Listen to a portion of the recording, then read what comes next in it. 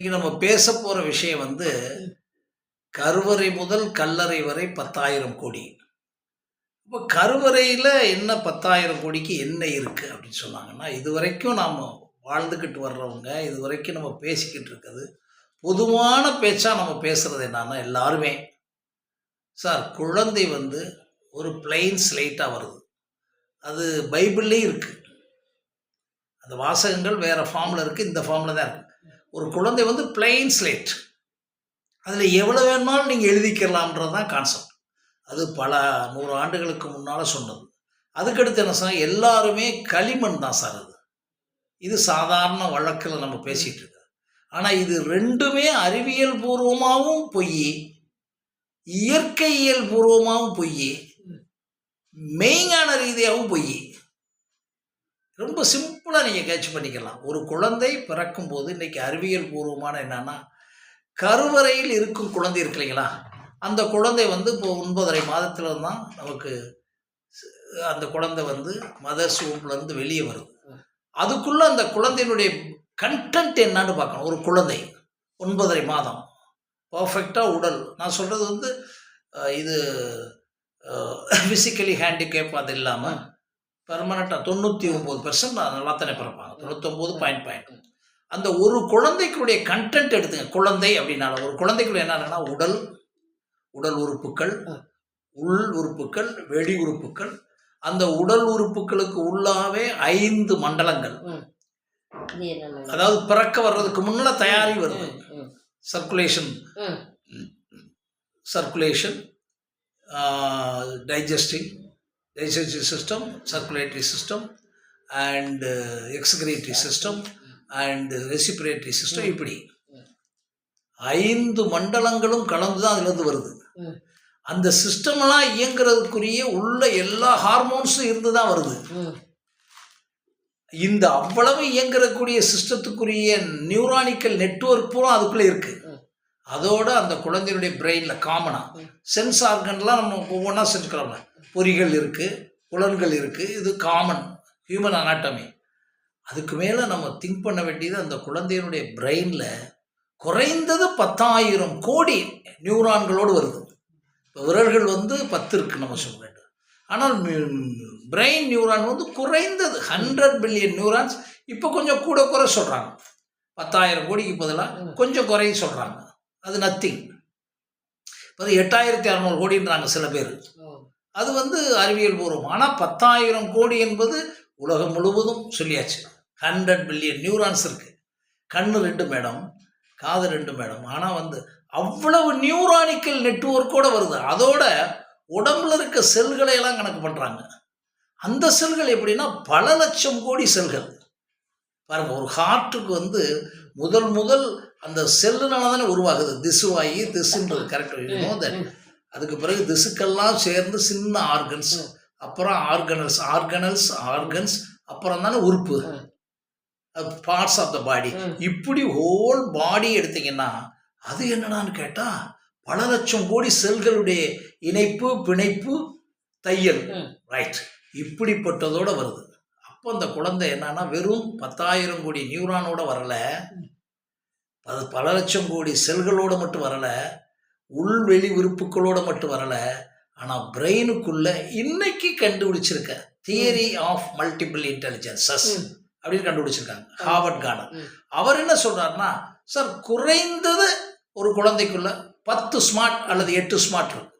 அதை என்னென்ன ஸ்மார்ட்னு சொல்றாருன்னா, வேர்ட் ஸ்மார்ட் பேச்சுத்திறன், எழுத்துத்திறன், சிந்தனை திறன், மியூசிக்கல் ஸ்மார்ட் இசைத்திறன், பாடி ஸ்மார்ட் விளையாட்டுத்திறன், இப்படி ஒன்றா சொல்லிக்கிறோம். மேத்ஸ் ஸ்மார்ட் கணக்குத்திறன், அப்புறம் இப்படி அடுத்த வந்து ஒரு இன்டர்பர்சனல் ஸ்மார்ட், அந்த குழந்தைக்குள்ள சுய ஆய்வு, அப்புறம் இன்ட்ரா பர்சனல் ஸ்மார்ட்டு, அப்புறம் நேச்சுரல் ஸ்மார்ட், இப்படி வரிசையாக சொல்லிக்கிட்டே வர்றாரு. இவ்வளவு ஸ்மார்ட் உள்ள இது பூரா என்னன்னா டிஎன்ஏ தான். இப்போ உதாரணமாக நம்ம சாதாரணமாக பேச முடியும், இளையராஜானா இசைன்னு சொல்கிறோம். அப்போ இசை என்ற மரபணு திறனும் இருக்குது. அப்படி வச்சுங்க. கவியரசு கண்ணதாசன் எடுத்துக்கிட்டிங்கன்னா அவருக்கு வந்து எழுத்துத்திறன், கவிதை திறன், அதெல்லாம் வந்து வேர்ட் ஸ்மார்ட்டுக்குள்ள வருது. இப்போ ராமானுஜத்தை எடுத்தோம்னா மேத்ஸ் ஸ்மார்ட், ராமானுஜம் சொன்னாங்கல்ல கணித மேதை. ஏன்னா அவர் பண்ணிய விஷயங்கள்ல பல நூற்றுக்கணக்கான ஓகே ரைட். இப்படியே எடுத்தீங்கன்னா திருவள்ளுவர் எடுத்துக்கோங்க, ரமணர் எடுத்துக்கோங்க, சுவாமி விவேகானந்தர் எடுத்துக்கோங்க, அப்படியே இங்கிட்டு வாங்க விஞ்ஞானிகள் ஐன்ஸ்டீன் எடுத்துக்கோங்க, மார்க்கோனி எடுத்துங்க. இப்படி எல்லாருடைய ஸ்மார்ட்டோட கலந்து தான் அந்த குழந்தை வருது. அதுக்கு அவங்க வந்து அறிவியல் பூர்வமாக ஃபிக்ஸ் பண்ணியிருக்குது. சார் ஒரு குழந்தை குறைந்தது 10 ஸ்மார்ட் கூட தான் வரும். ஆனால் ஆல்ரெடி நம்மளுடைய இந்திய வம்சாவளி என்ன பண்ணிருச்சுன்னா 64 கலைகளை நம்ம இந்தியாவை தான் கொடுத்துச்சு. அப்போ 64 ஜீன்ஸ் இருக்கு. கரெக்டாக சொல்லிட்டீங்க. 64 டிஎன்ஏ இருக்கு. இவங்க 8 தான் சொல்றாங்க. பரவாயில்ல, அது ஒண்ணு டிஸ்கஷன் தான், இது ஒரு கவுன்சிலிங்.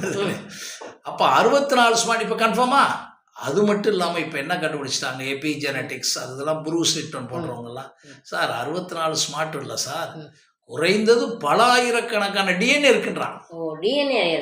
இப்போ உதாரணமாக நீங்கள் பாருங்களேன், இப்போ கம்ப்யூட்டர் வந்துச்சு. கம்ப்யூட்டர் வந்து எந்த ஸ்மார்ட்டுக்குள்ள கொஞ்சோன்னு போகுது, அப்புறம் எந்த ஸ்மார்ட்டுக்குள்ளே தெரியல. அப்போ இவன் சொல்றான் அது ஒரு ஸ்மார்ட்டுன்றான். பாருங்களேன், ஒரு புதிய கண்டுபிடிப்பு வருதுன்னா புதுசாக பஸ் மரபத்தின உருவாது டிஎன்ஏ. இந்த டிஎன்ஏ இன்னொரு 4 பேர் வரும்போது ஒட்டுமாங்க மாதிரி தான் வளர்ந்து வித்தியாசமாக சொல்றாங்க. அப்போ அதில் வந்து சார்பு மரபுத்தனம் இருக்குது. அதை சேர்ந்து இப்போ வர இசைன்னு இருக்கு மேடம். இசையில இந்த இசைன்றான், கானா இசைன்றான், ஜாஸ் மியூசிக்ன்றான், கர்நாடிக் மியூசிக்ன்றான், சினிமா மியூசிக். இதுல எத்தனை ஸ்மார்ட் அப்படியே பிரியுதுன்றானா. அப்படி பார்க்கும்போது அறிவியல் இது வேர்ல்டு லெவலில் சொல்லியாச்சு, குறைந்தது பல ஆயிரம் ஸ்மார்ட். இதுக்கடுத்து பாருங்க நம்மளுடைய செல்ஃபாலஜி என்ன, இது சுவாமி விவேகானந்தர் என்ன சொல்றாருன்னா, யூ ஹாவ் அன்லிமிட்டட் எனர்ஜி. இவங்களாச்சும் 25,000 64 அவர் சொல்றாரு, நீ you can do anything and everything. அந்த concept, you can do anything and everything in this world. Your limit is above the sky. அப்ப அதுக்கு அளவே இல்லைன்னு சொல்லிட்டாரு. அடுத்து பாருங்க, இன்னி நம்மளுடைய பெரிய இந்திய மரபு பாருங்க, அண்டத்தில் இருக்கும் அனைத்தும் ஒரு உடம்புக்குள்ள இருக்குன்றான். இது எவ்வளவு தெரியுமா எக்ஸ்ட்ரீம்? இது பயங்கர எக்ஸ்ட்ரீம். இதாச்சும் வந்து டிஎன்ஏ இல்ல, அது எப்படி அதனுடைய அடக்கம் என்னன்னு வச்சுங்க. அண்டம் என்பது பிரபஞ்சம். பிரபஞ்சத்துல கேளுங்க, பிரபஞ்சத்துல மேடம் இப்ப எவ்வளவு இருக்குன்னா, பிரபஞ்சம் முழு யூனிவர்ஸுக்குள்ள எத்தனையோ ஆயிரக்கணக்கான லட்சக்கணக்கான பிளானட்ஸ். அதுல நமக்கு தெரிஞ்ச பிளானட்ஸ் கொஞ்சம் தான். இதுக்குள்ள பஞ்சபூதங்கள் ஃபுல்லா இருக்கு, 5 எலிமெண்ட்ஸ் இருக்கு. அதுக்குள்ள பாருங்க மரம் செடி கொடிகள் இருக்கு. இதுக்கடுத்து பாருங்க சிறு உயிரினங்கள் பெரு உயிரினங்கள் இருக்கு. இதோட மனிதன் இருக்கும். இவ்வளவு மனிதனுக்குள்ள இருக்கக்கூடிய அவ்வளவு ஆற்றலும் ஒரு தனி மனிதனுக்குள்ள இருக்குன்னு சொல்லி அப்ப சொன்னதைத்தான் நம்மளோட சுயவியல் கோட்பாடு அதை வந்து ரெஃபரன்ஸ் பண்ணுது. இந்த 5மே உண்மை. ஆனா செல்ஃபாலஜி என்ன சொல்லுதுன்னா, அப்பதான் அதான் உங்க மேட்டருக்கு வர. செல்ஃபாலஜி என்ன சொன்னா, இந்த 5ம் உள்ளதான் ஒரு குழந்தை. அதனாலதான் ஒவ்வொரு குழந்தையும் ஒரு பிரபஞ்சம். ஒவ்வொரு குழந்தைக்குள்ளும் ஒரு பிரபஞ்சம் உறங்கி கொண்டிருக்கிறது. ஒவ்வொரு குழந்தையும் குறைந்தது 10,000 கோடின்னு நம்ம சுயவியல் கோட்பாடு சொல்லுது. அப்போ நம்ம ஹோம்ல இருக்க பிள்ளைங்க ஒவ்வொரு குழந்தையும் அதான். நாம அதற்குரிய எந்த சிஸ்டம் பண்ணாமல் லேட் ஆகுது, மறுபடியும் வருவோம். அப்ப இதுதான் ஒரு குழந்தையே. இந்த குழந்தை வெளிவந்த அடுத்த வினாடியிலிருந்து தான் சிஸ்டம் தொடங்குது. இல்ல, இந்த குழந்தை இயங்க ஆரம்பிக்குது, காது கேட்குது, பேசுது. இப்ப இந்த ஃபர்ஸ்ட் ஸ்டெப் நீங்க எடுத்துக்கணும்னா, இதுதான் ஒரு குழந்தையினுடைய சொத்து. இந்த குழந்தை அதோட மட்டும் வரல, இந்த டிஎன்ஏவோட மட்டும் வரல, இவ்வளவு ஆற்றல் கூட வரல. இன்னொரு பெரிய விஷயம், யாரும் கற்றே கொடுக்க வேணாம். இறுதி உண்மையினுடைய ரகசியம் தெரிந்த ஆத்மாவோடு வருது. மனம் உடல் உயிர் மனச்சாட்சியெல்லாம் மரபணுத்திறன்லாம் உள்ள இருக்கு. ஆனா ஆத்மா என்ற ஒன்று இருக்கு. அந்த ஆத்மாவுக்குள்ள என்ன இருக்கு? அன்பே முழுசா குடியிருக்கு. ஒவ்வொரு செல்லுக்குள்ளேயும் மேடம், இப்போ சாதாரண ஒரு செல் எடுத்துக்கிட்டிங்கன்னா, இப்படி செல்லை போட்டு பார்த்தீங்கன்னா மேலே நியூக்ளியஸ்னு வரும், கொஞ்சம் திரவ மாதிரி இருக்கு. அதுக்கடுத்து நியூட்ரானு புரோட்டானு எலக்ட்ரானு எல்லாம் ரவுண்டு வரும். அப்புறம் உள்ள போக பார்த்தீங்கன்னா மைட்டோகாண்ட்ரியா. கரெக்ட். அந்த உள்ள போனீங்கன்னா குரோமோசோம். குரோமோசோமுக்கு உள்ளதான் டிஎன்ஏ. ம் இப்படி ஒவ்வொரு செல்லுக்குள்ளே இருக்கிறது மாதிரி நம்ம செல்ஃபாலஜி அதை வந்து தீர்க்கப்படுத்துது. நம்ம ஜேவியல் கோட்பாடு அதற்குள்ளே இவ்வளவு இருக்கு. ம் உலகத்தில் இருக்க எல்லா ஆற்றலும் இருக்கு. அதே நேரத்துக்கு ஒவ்வொரு செல்லுக்குள்ளேயும் அன்பின் வடிவமாக, உண்மையின் வடிவமாக, சத்தியத்தின் வடிவமாக, கருணையின் வடிவமாக, இரக்கத்தின் வடிவமாக அமைக்கப்பட்டதான் செல்லுன்றது நம்மது. ஒரு செல்லும் ஒவ்வொரு செல்லுக்குள்ளே இருக்கு அன்பு அன்பு இருக்கு. இது வந்து அது அங்கதான் நீங்க என்ன புரிஞ்சுக்கலாம்னு நம்ம சுயவியல் கோட்பாடு கூட சொல்லித்தரோம்னா, இவ்வளவு பொட்டன்ஷியல் உள்ளவங்க தான் ஒவ்வொரு மனிதனும். ம் அதை நம்ம கெடுத்துவிட்டோம்னு பேசலாம், குப்பை, அது ரெண்டாவது விஷயம். ஆனா ஒரு குழந்தை வரும்போது பொட்டன்ஷியலை பயன்படுத்தவே இல்லைன்னு சொல்லலாம். என் பாஷையில் சொல்லலாம்.